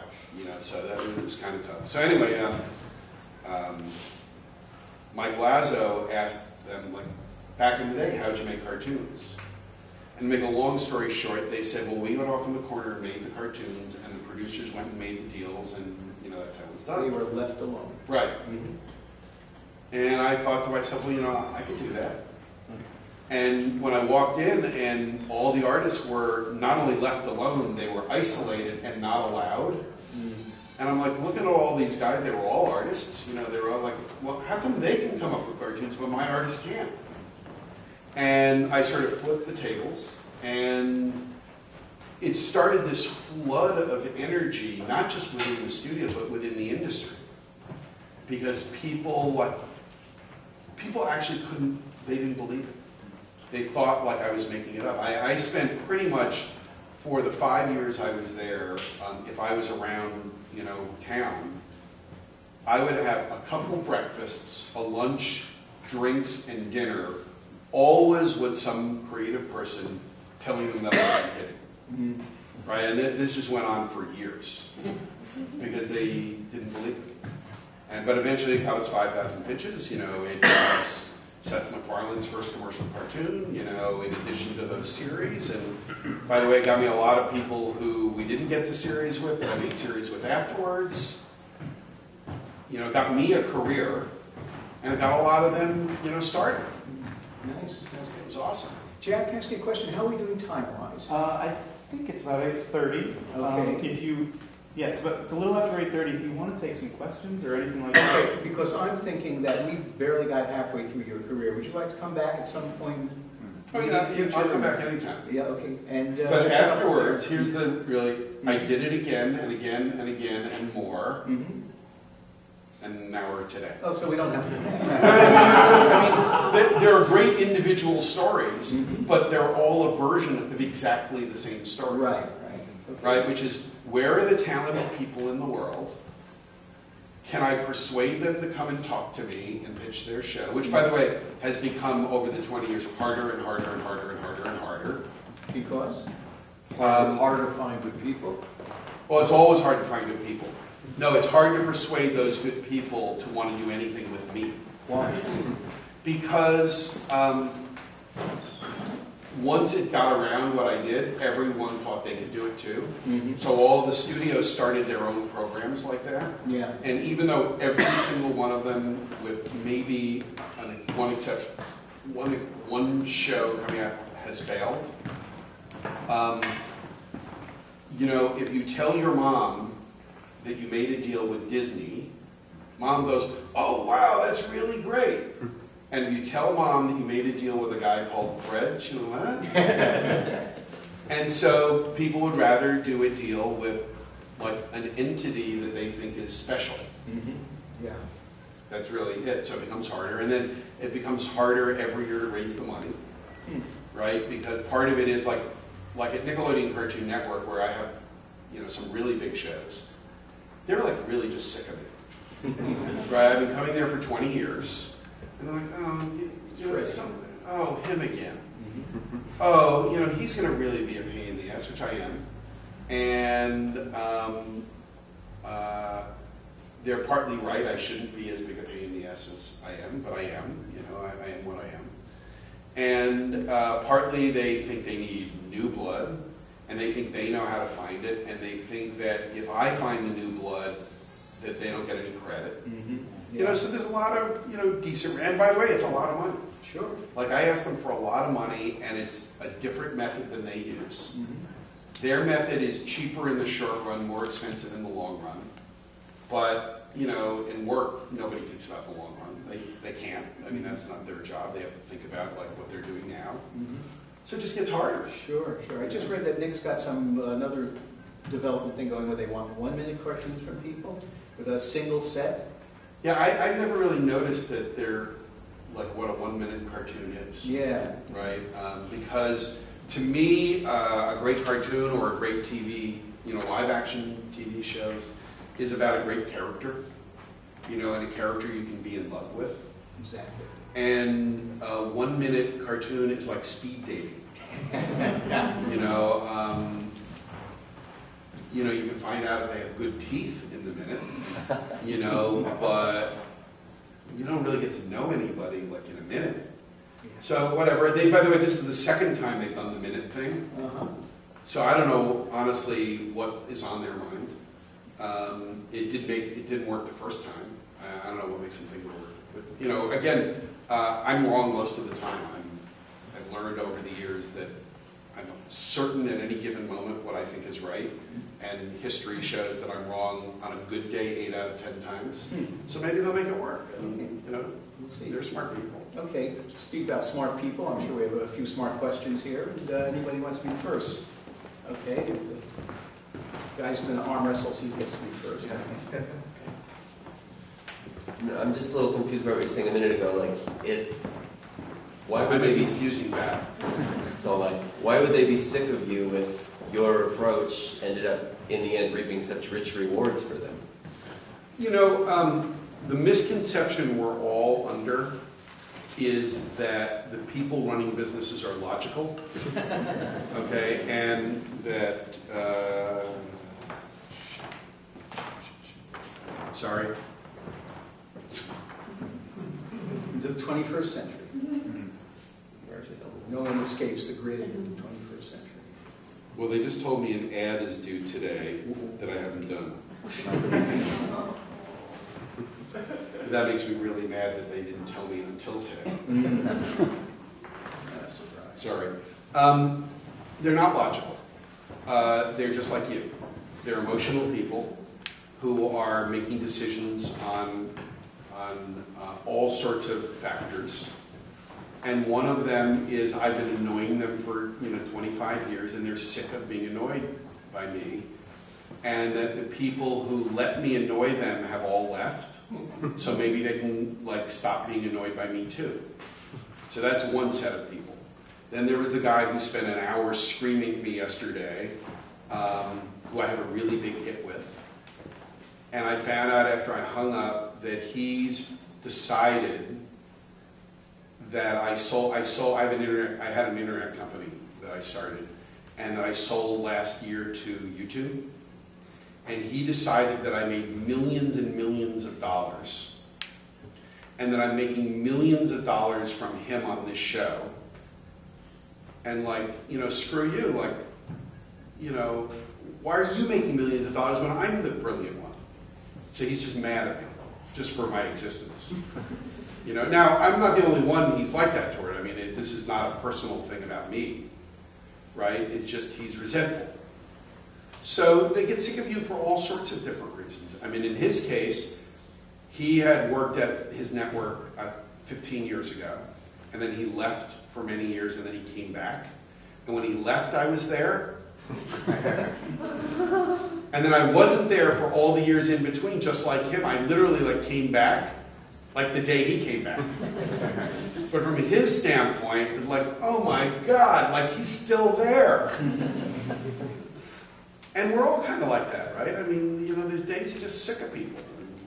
So that's it. Does that make sense, or? No. None whatsoever. Can I tell you why I think we're confused? Is that I think we've been taught by the media and by everything we've heard that in Hollywood, especially, money rules. That if you're a success, it doesn't matter what your personality is. It doesn't matter, with the Brett Ratner types. In other words, if you make money and you're a success, we've been told, I think, our whole life that they don't care about anything else. And you're basically saying, even if you are a success and make money for them, you're saying the personality tips end up overcoming the hard money successes? Sometimes. Yeah. I'm just saying that goes against everything I think Because it's just not black and white. It is just exactly the same. I look at it all like dating. Right? And Chemistry. Yeah, and some days you'll do anything to get laid. We mean some days. 24/7, 365. Right. And then other days you go, Oh, I Can't can't believe I'm married to this. or talking even to them, right? I mean, that, right? So it's kind of like any kind of relationship. It's a relationship. There are human beings involved. By the way, YouTube is desperately trying to take the human being out of the equation. Like YouTube, as an organization, just finds all the people who make videos for them have cooties. And so it's almost impossible to talk to a human being at YouTube. Like if you have a problem, you got to write the email address and they give you an automated answer. Like, because if we take out the humans out of the equation, you know, it won't be like Hollywood. It won't be those crazy people who are sick of you even though you're making the money, or they love you and even though you're not making the money, they're doing... Well, yeah, and dealing with YouTube, I deal with them a lot and I like a lot of them. Trust me, it isn't better in the place where they don't like humans and where they've taken the human being and it's all algorithmic and all that type of stuff. So they both suck. You know, and you know when they really suck? Is when you have something you want to do and they don't want to do it. You know, isn't that a funny thing that, like, that's when they're the idiots and you're a genius?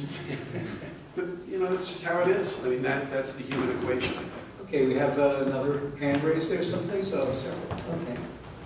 So you still do pitches these days, right? I every day. So, Yes, I do pitches. Question two, so what kind of work are you interested in? TV specifically, music videos, animated music videos, or feature films? Okay. I am interested in anything that is character and story based. So TV, movies, internet, I'm interested in any of those things. Kids, adults. I'm most in the market today, the two things I'm most in the market for are feature films for broad, mass appeal kind of stuff, family-ish type stuff, and short animation for adults. Okay, I'm starting a channel in the summer called Cartoon Hangover.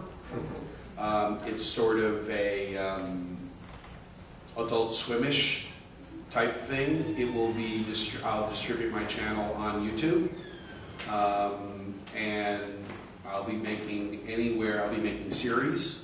The first two series that we announced, three series that we announced are Penn Ward, who does Adventure Time, created a show called Bravest Warriors, and that's going to be our first series. Our second series is based on a comic book by a guy called James Kachalka, and it's called Super Fuckers, and that'll be our second series.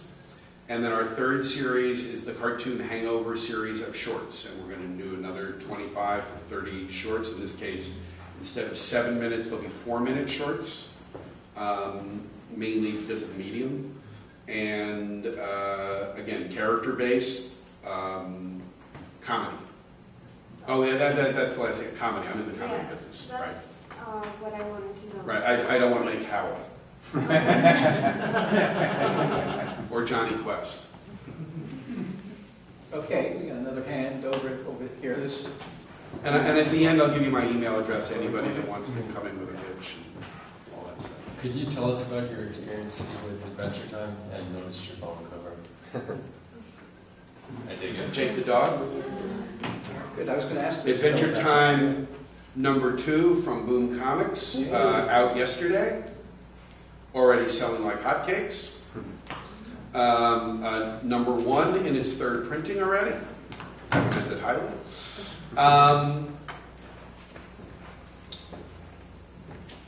My development executive in Los Angeles is named Eric Homan, and Eric has been with me since he was cleaning smudges off of cells that we used to sell at Hanna-Barbera. That his job was he had a white cotton glove and he'd go and find a fingerprint and rub it off.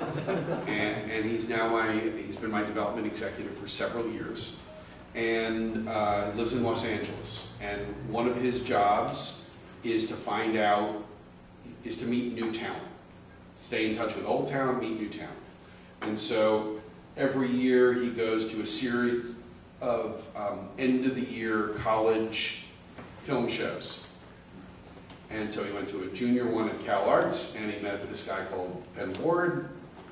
Hello, nice to meet you.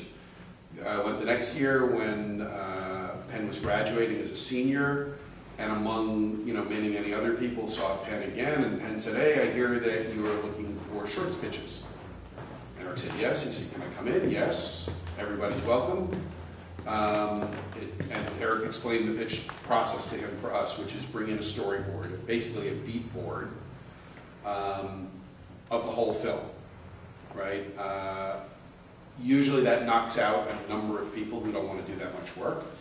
But in September, after he graduated in May, Penn was in for Adventure Time with an Adventure Time board.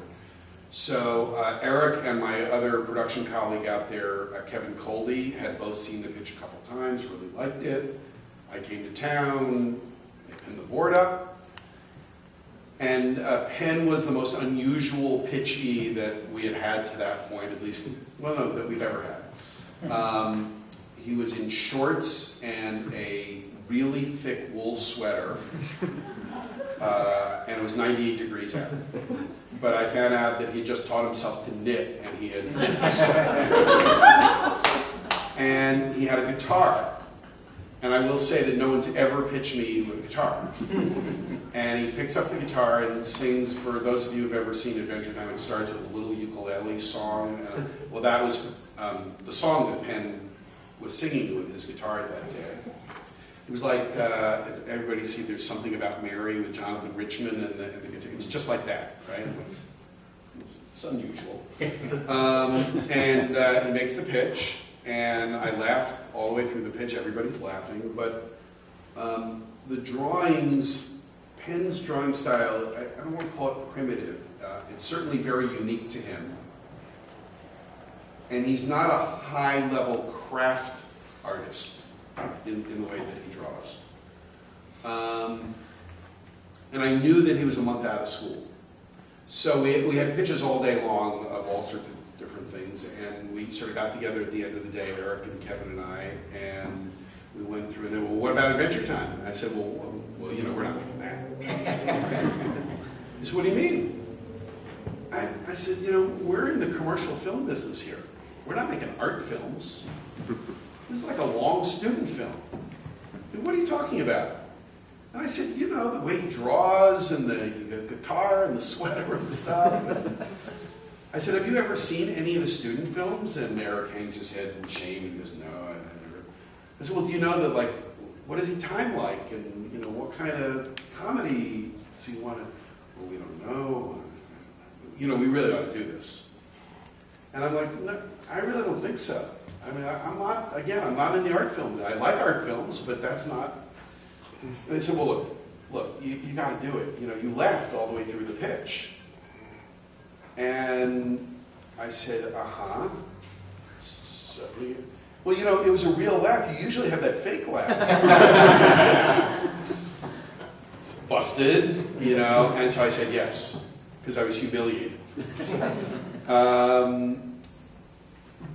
And I say this in completely kind words. It had nothing to do with Penn or any of the filmmakers. At the moment that we say yes to a pitch, that's the best moment ever. That's like a sex moment, right? It's like everybody's happy, and you just finished, and then the greatest thing happened, and you're gonna give them a check for $200,000 to make their film, and everybody's great. And then from there, it's like a long slog. Right? It's like the day, the shock and awe day everyone goes to war and then they realize what's going on, right? Because at that point it's 14 weeks of work, and is everybody here animators or artists?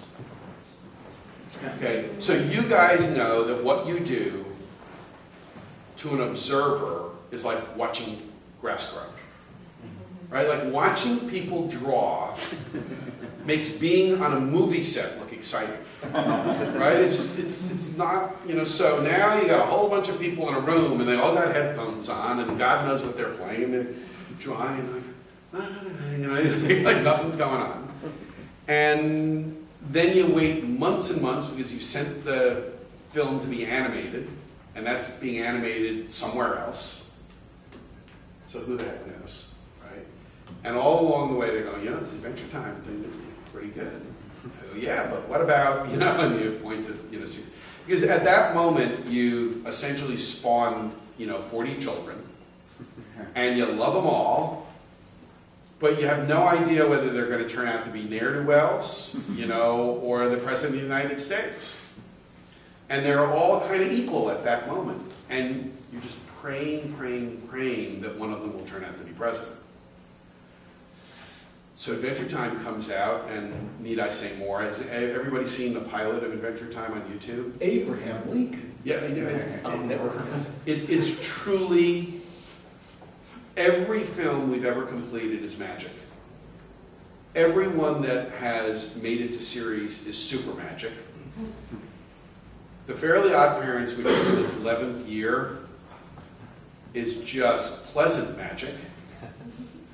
It's how I pay for my kids' school. Adventure Time, that short was mega magic. It's unbelievable. And no one ever wanted to buy it. Nickelodeon had an option on it for 2 years. They said no to it 5 times. I went in and begged. I held my nose and turned blue. I showed them all the reasons that they weren't going to buy it. As soon as you focus group it, they're going to say the 4 things. And they came back from the focus group and they busted me with a 5th thing that it didn't occur to me, as to why they would say no. Nobody wanted to do it. And we just kept it going, buying options on it from Penn. I had my arrangement with Nickelodeon for 14 years was a very, very unusual one because in addition to producing for them, I consulted.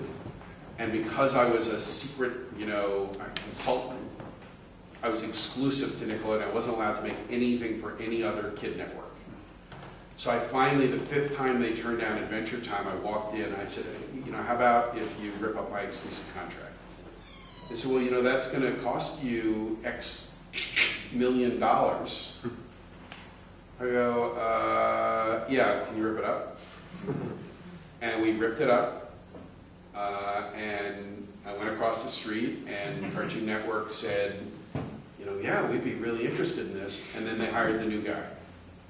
And the new guy is like, well, we can't do this. And he starts listing all the reasons. And I'm like thinking to myself, oh, I ripped up that contract. It was really like a lot of money. And I said, your kids are teenagers, right? Because to everyone, for those of you who've seen the pilot, it really looks on the surface like maybe it's like for Wow Wow Wubbzy, except for not with nearly the finesse. And he said, yeah. He said, but we really want to appeal to older kids and teenagers. And I'm like, yeah, but you have teenagers. Show them this. Oh, they're not going to watch this. I said, just do me a favor. Look, we have 4 million views on YouTube. And this is before you could get 4 million views easily on YouTube. I said, please just show it to them. I guarantee you you'll do the show.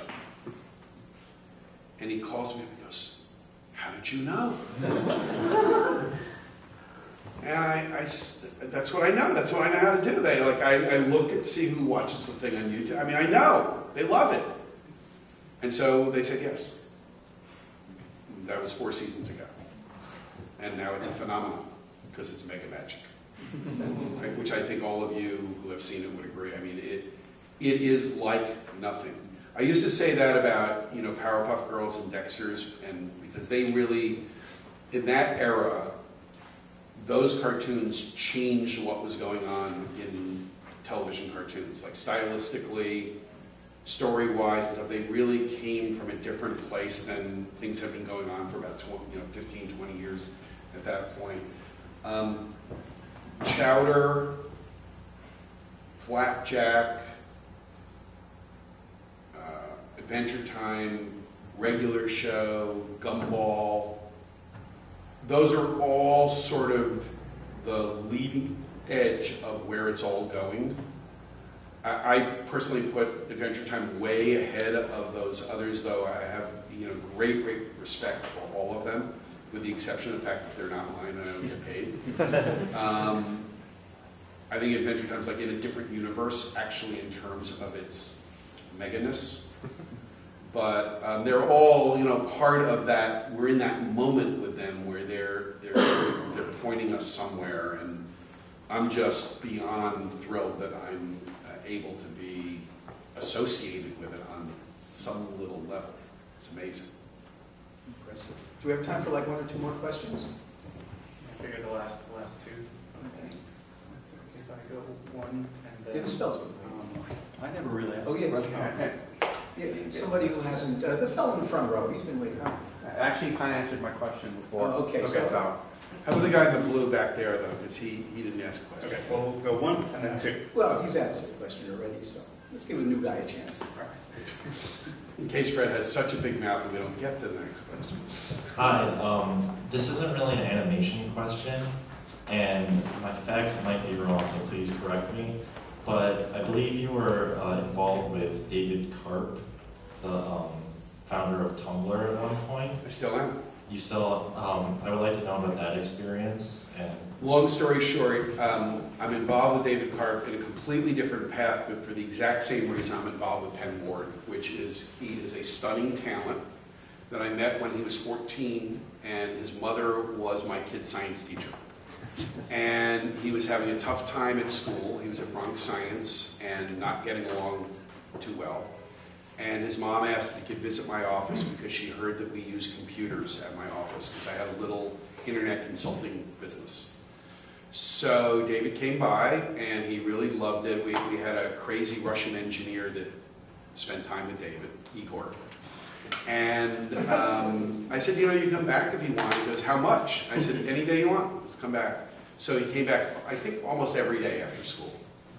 So then he comes in one day and says, I can come every day, all day now. I went, oh, what? He said, oh, I've dropped out of school, I'm doing homeschooling. And I was like, David, your mother's a school teacher. What do you mean? He goes, oh, it's okay with her. I said, what's going on? He goes, well, I really want to go to MIT. I went, right. So? He said, well, 2% of all people get into MIT. I said, great. He said, but I did the research. 33% of all non-religious homeschool applicants get into MIT. He's really interesting, this 15-year-old. So he started coming in every day. Eventually decided he wanted to start a developer business and retreated to his bedroom, and we introduced him to his first client, which was a couple down in Dumbo who were starting a website at the dregs of the post bust in the internet, like in 2003. David became their chief engineer for this thing they started called Urban Baby. And a few years later, Urban Baby sold to CNET, and David had a couple points in Urban Baby from his bedroom.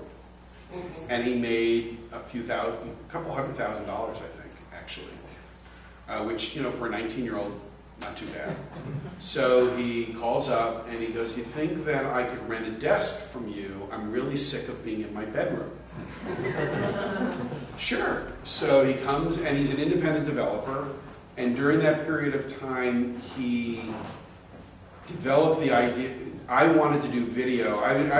He had built a blog for me that was different than other blogging platforms, a multi-user blog before you could do that with WordPress, where you could have literally like hundreds of different accounts, but all coming in one column, which today seems like nothing, but he actually did the first one that I know about on this platform that I know nothing about called Ruby on Rails, and he built that. And then when I wanted to put video in, he was the one who came up with the idea for our video podcast channel, Frederator, and how we did it. And I took that idea and spun off an internet company off of it. I looked at it, it was so successful that my partner and I said, if we do this 100 times, we'll start a media company. And we went and raised some venture capital, started a company called Next New Networks. That was all based on David. And then he started talking to me about this blogging platform he wanted to build. Actually, it wasn't a blogging platform, a tumble-logging platform. And he would explain it to me, but David, I have no idea what you're talking about. It was like Adventure Time, like all over again. And he'd tell me again, and I go, look, David, if you say so, I believe you. But I have no idea what you're talking about. So he launches Tumblr from the desk next to me. And the first day he launches it, Google offers him like $4 million. And he turns it down. Wow. So then the next week, now all of a sudden, by the way, all my friends, my tech friends, who I had introduced him to over the years, and they were like, "Go away, kid, you bother me," like, because he was like, you know, a skinny kid who hadn't shaved and all that type of stuff. They're like, yeah, whatever. They start calling. In fact, two of them are now like were first investors in Tumblr, because so this guy, one guy calls me, he's a venture capitalist. I introduce him. He offers David $1.5 million for whatever in the company. David turns him down.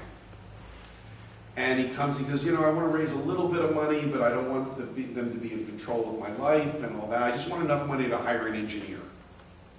So he raises a little bit of capital. I gave him a little bit of money, having no idea what Tumblr was, but knowing that see how much the same they are, knowing that David is one of those guys, I just believe anything he tells me, right? And he told me it was something, I'm like, I don't know what the hell you're talking about. I had 10 Tumblrs for a year before I had any idea what it was.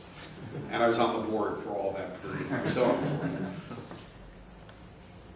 I don't know what to tell you, it worked. You know? I mean, he's now worth, the company's worth $800 million. They add, what's the number I just heard? 65,000 accounts a day. And the arrow just keeps going up. If they could only make some money now, everybody would be happy. But does that tell you what you need to know? Yes. Okay, good. I'm thrilled, proud, and honored to know any of the talent people that I work with. I'm really, really serious, and I feel just as well about David as I do about Penn Ward. And the fact that my Adventure Time Tumblr is one of the most successful media Tumblrs in the Tumblr network with, 150,000 plus followers makes me doubly giggly and happy. Do we have time for one more? We have one for Arlen. He's my friend. Okay. Arlen, by the way, is the designer of my company's logo, the Fredbot. Cool. I did not know that. Yes, Arlen. He did it as a present for me, I should add, too. I didn't even ask him to do it. So he's even more amazing. I was going to ask a question, actually, about, the difference between, sending animation to Korea versus the animatic style of animation now, like Archer and things like that, and then traditional cell animation, and what your views are on all the different sort of mediums of animation. Do you favor certain ones? Yeah. Or but I just wanted to make just an observation in hearing your whole career. What I find very interesting is that I think your success is a direct result of your chemical science background, in the sense of Arlen is a theorist. Yes. Well, it's just sort of an observation, knowing you all these years, that I think in the end, I think what you've done almost as a scientist who's open-minded, scientists have to be open-minded and can't be stuck in rigid ways of thinking in order to create. In other words, I think you've created these successes in your own lab, so to speak, by being an open-minded, creative scientist within what would be considered an unscientific field, but you've applied, I think, an open-minded scientist approach towards mixing creative elements to create a success. You could be right. I never thought of it. I will say that I always thought it was more directly related to the jazz records that I made, because when it occurred to me pretty quickly that there's nothing I could tell a world-class jazz musician about what to do other than take one, right? I learned that I could apply that in my animation life because I mean, you've worked with me, like what did I ever tell you? Like, I like it, or I don't like it, right? I mean, it wasn't a much more than that. My biggest job was to understand that you were talented and was somebody worth working with, rather than telling you what to do. And that, you know, for me anyway, came out of my jazz experience where it would have been humiliating for me, it would have been horrifying for me and humiliating for those musicians if I had the nerve to really tell them what to do. And when I got into animation, it was clear that I had no idea what I was doing. It was really one of the first things in my career where I couldn't roll up my sleeves and fix something if there was a problem, because I didn't really understand story. You know, I didn't really understand, you know, art in any kind of, you know, specific sense, you know, just a general sense. And so I had to rely on the people around me and on the talent. And, you know, I learned this lesson from a great jazz engineer in Englewood Cliffs, New Jersey, named Rudy Van Gelder, who just started yelling at me one day that I was paying too much attention to his equipment and not enough attention to what the musicians were doing, and that my job was what they were doing. And I started losing interest in all of the details of process and started focusing on where I wanted to go and what I wanted to accomplish, and then who was going to be there to help accomplish it. But isn't that what a producer, not all producers are all about? Everybody does it their own way. You know, I mean, you know, ultimately everybody does it their own way. You know, George Martin was an arranger who could compose music and write music and play music and do all that type of stuff. And then there's other producers who can't do anything, right? And I'm probably in that, you know, in that vein. I have no craft. I have no skills, you know, of any kind. I am not trained at anything. And actually, in the traditional sense of producer, budgets, schedules, like, I can't do any of that stuff. You know, I really, literally can't. I don't think I've really read any scripts of any of the shows even that I've done, because I don't know how to read them, and I wouldn't know what I was reading. I mean, I can, you know, I know when I think it's really bad, you know, or really good, but you know, so you know, who knows? You could be right. Maybe it's all in science. It's all in chemistry. Yeah, exactly. It's all about chemistry. Are we out of time? Yeah, I think that's about it. Now, it was a real pleasure having both Fred and Joe here. And if you feel like there's more places for this conversation to go, you're both incredibly welcome to come back. There's a lot of returning faces and a lot of familiar faces in the crowd, but for anybody that has never been here before, MoCCA is the only museum in New York that displays, preserves, and educates about comics and cartoons, art, and animation and stuff like that. And if you want to sign up for our mailing list, you'll find out about events like this. We have educational classes, and at the end of April, we have our MoCCA Fest, which is the 10th anniversary of New York's basically largest independent creators and small publishers convention. And you can find out news about that. I'd like to give another hand to Fred and Joe.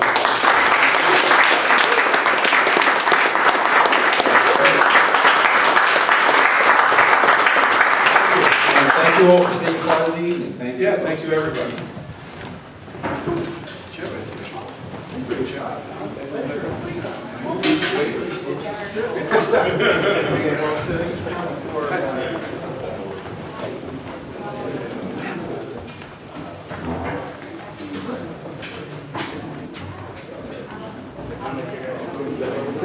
Where is that? Oh, yeah, I was the freelancer. I did all the